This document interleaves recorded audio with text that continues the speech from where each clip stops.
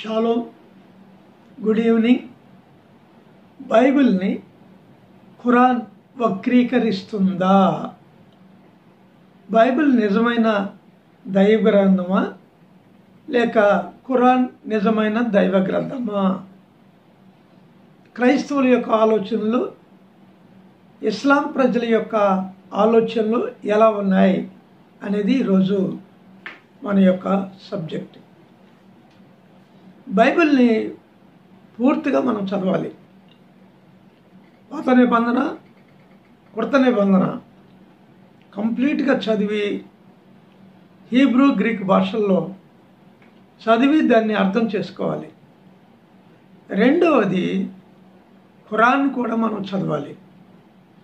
అంటే యేసు ప్రభు తర్వాత 600 సంవత్సరాలకి ఖురాన్ గ్రంథం రాయబడింది. అయితే ఖురాన్ చదివేటప్పుడు ఖురాన్ బైబిల్ని సమర్థిస్తుందా లేక వక్రీకరిస్తుందా అనేది మనం ఆలోచన చేయాలి. రెండవదిగా, ప్రవక్త లక్షణాలు ముహమ్మద్ గారిలో ఉన్నాయా లేదా? ఆయన చెప్పింది నిజమా అబద్ధమా? ఆయన యొక్క క్యారెక్టర్ ఏంటి అనేవి మనం చదివినట్లయితే వాటిని మనం అర్థం చేసుకోవచ్చు.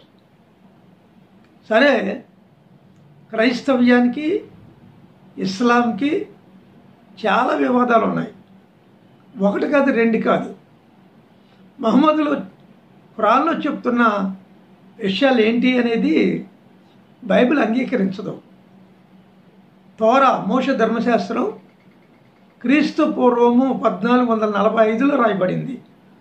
అంటే మహమ్మద్ ప్రవక్త కంటే 2000 సంవత్సరాల ముందే రాయబడింది. అలాగే బైబిల్ కూడా యేసుక్రీస్తు ప్రభు వారు మహమ్మద్ ప్రవక్త కంటే 600 సంవత్సరాల ముందువాడు. కనుక 600 సంవత్సరాల తర్వాత మహమ్మద్ గారికి దేవుడు ప్రత్యక్షమై, అలా కదయ్యా, ఇదిగో అంతిమ గ్రంథం రాయి, నువ్వు అంతిమ ప్రవక్తవి అని చెప్పడం అనేది అబద్ధం అని సాల్మన్ రష్దీ అంటున్నారు. సాల్మన్ రష్దీ ఆయన గత కాలంలో శాటిలిక్ వర్సెస్ అని ఒక పుస్తకం రాశాడు. సాతాను యొక్క వచనములు అని. ఏంటవి? ఖురాన్ అంతా సాతాను యొక్క వచనాలు, సాతానుడు చెప్పిన విషయాలే కానీ దేవుడు చెప్పింది కాదు అని ఒక పుస్తకాన్ని ఆయన రాయటం అనేది జరిగింది. ఎప్పుడైతే అది రిలీజ్ అయిందో వెంటనే అరబ్ దేశాలు, ఇస్లామిక్ దేశాలు సాల్మన్ రష్దీని చంపేయాలి, వాడు భూమి మీద బతకూడదు, వాడిని చంపేస్తాం అని చెప్పేసి ఆ దేశాలన్నీ కూడా రకరకాలుగా మాట్లాడినాయి. అప్పుడు సాల్మన్ రష్దీ ఈ ఇంగ్లాండ్ దేశంలో దాక్కున్నాడు. తర్వాత మొన్నటి దినాన్న వేరొక పుస్తకం రాశారు ఆయన. ఏంటి ఆ పుస్తకం? నైఫ్, కత్తి అనే ఒక పుస్తకం. కత్తి.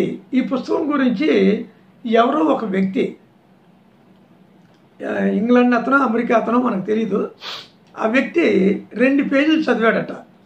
2 పేజీలు చదివిన తర్వాత సాల్మన్ రష్దీ మీద అతనికి దురాభిప్రాయం ఏర్పడింది. అందుచేత అతన్ని చంపేయాలి అని నిర్ణయించుకొని మొన్నటి దినాన్న ఒక సభ జరుగుతూ ఉంటే ఆ సభలో ప్రసంగం చేస్తూ ఉన్నాడు సాల్మన్ రష్దీ. వెంటనే అకస్మాత్తుగా పోడియం మీదకి దూకి వచ్చి కత్తితో సాల్మన్ రష్దీ మీద దాడి చేశాడు. దాడి చేసినప్పుడు సాల్మన్ రష్దీ తన యొక్క కుడి కన్ను పోగొట్టేసుకున్నాడు. రెండోది, బలమైన గాయాలు, లోతుగా కత్తి దిగటం వలన అసలు బ్రతుకుతాడు అన్న ఆశలు ఏమాత్రం లేవు. రక్తస్రావం ఎక్కువ జరిగింది. చచ్చిపోతాడని అనుకున్నారు, కానీ దేవుని యొక్క మహాకృపను బట్టి నేను బ్రతికి బయటపడ్డాను అని సాల్మన్ రష్దీ చెప్పారు. ఇంతకీ మన ప్రపంచంలో జరుగుతూ ఉన్నది ఏంటంటే, క్రైస్తవ భక్తులకు ఇస్లాం వక్తలకు డిబేట్స్ జరుగుతున్నాయి. ఇది కాదు అది, అది కాదు ఇది అని. ఖురాన్ కరెక్ట్ కాదని క్రైస్తవ వక్తలు మాట్లాడుతున్నారు. బైబిల్ మార్చబడింది, యూదులు క్రైస్తవులు మార్చేశారు అని ఇస్లాం మాట్లాడుతూ ఉంది. ఏది కరెక్టు అన్నది మరి మాట్లాడుతూ ఉంటే క్రైస్తవ సిద్ధాంతం ప్రకారంగా, క్రైస్తవ వేద వచనాల ప్రకారంగా సాల్మన్ రష్దీ మాట్లాడుతున్నప్పుడు మరి సాల్మన్ రష్దీతో డిబేట్ చేయొచ్చు కదా అని ఇస్లాం ప్రపంచాన్ని ప్రశ్నిస్తున్నాను నేను. డిబేట్ చేయొచ్చు కదా, ప్రతి దేశానికి ఆహ్వానించవచ్చు. 57 దేశాల్లో మరి మీటింగ్ పెట్టేసి డిబేట్ ఏర్పాటు చేసి ఆ డిబేట్లో సాల్మన్ రష్దీని ఓడించవచ్చు. అలా కాకుండా అతని మీద దాడి చేయటం, కత్తులతో పొడి చేయటం, అతను గాయపరచడం, చంపేమనటం, చంపేస్తే ఇన్ని కోట్ల డాలర్లు ఇస్తామని ప్రకటించడం అనేది అజ్ఞానం అని నేను తెలియజేస్తున్నాను. ఖచ్చితంగా ఇస్లాంకి శక్తే ఉన్నట్లయితే, షఫీ మాట్లాడుతున్నాడు కదా, షఫీ ఇంకా చాలామంది, అనిల్ కుమార్ గారు ఒక వీడియో చేశారు. షఫీకి, రెహమాన్ గారికి, ఇంకా కొంతమందికి ఈ సమాధానం అని ఆయన మాట్లాడుతూ ఉన్నాడు. ఖురాన్ నేను చదివాను, ఇస్లాం యొక్క ప్రేరణ ద్వారానే నేను ఖురాన్ చదవటం అనేది జరిగింది. హదీసులు కూడా నేను చదివాను, దానికి సంబంధించిన లిటరేచర్ కూడా ఇంచుమించుగా 33 సంవత్సరాలుగా నేను చదువుతూనే ఉన్నాను. నేను ఈ ఇస్లాం వక్తులతో డిబేట్స్ చేస్తూనే ఉన్నాను.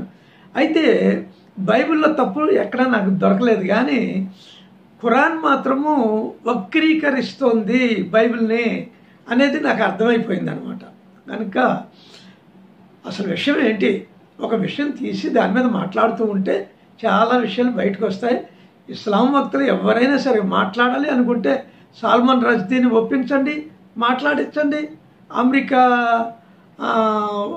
వారితో కానివ్వండి, లేకపోతే ఇంగ్లాండ్ వారితో కానివ్వండి, పెద్దలతో కానీ, ప్రెసిడెంట్లతో కానీ, సెనేట్స్తో కానీ మాట్లాడి ఒక డిబేట్ని ఏర్పాటు చేసుకొని చక్కగా అక్కడ ప్రశ్నలు సమాధానాలు ఆ డిబేట్లో మాట్లాడుకుంటే మంచిది. కనుక ఒకరినొకరు విమర్శించుకొని వేదిక మీద తిట్టుకుంటే ప్రయోజనం లేదు అని తెలియజేస్తూ నా మాటలు ముగిస్తున్నాను. షాలోమ్. మళ్ళీ తిరిగి రేపు కలుసుకుందాం.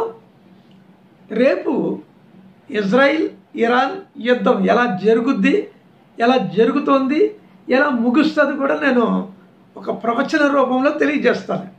ఎందుకంటే ఇరాన్లో ఏ పరిస్థితులు ఉన్నాయి, భవిష్యత్తులో అది ఏమవుతుంది, మిగిలిన ఇస్లాం దేశాలు దానికి సపోర్ట్ చేయకపోవటానికి కారణాలు ఏంటి, ఈ విషయాలన్నీ కూడా రేపు చెప్పుకొస్తాను.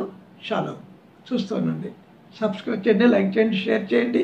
మీ స్నేహితులకి, కొలీగ్స్కి, బంధువులకి, రక్త సంబంధులకి రబ్బీ టుడే ప్రొఫెసర్ కైలా డానియల్ అనే ఈ ఛానల్ని పరిచయం చేయండి. షాలోమ్. మళ్ళీ తిరిగి రేపు కలుసుకుందాం. షాలోమ్.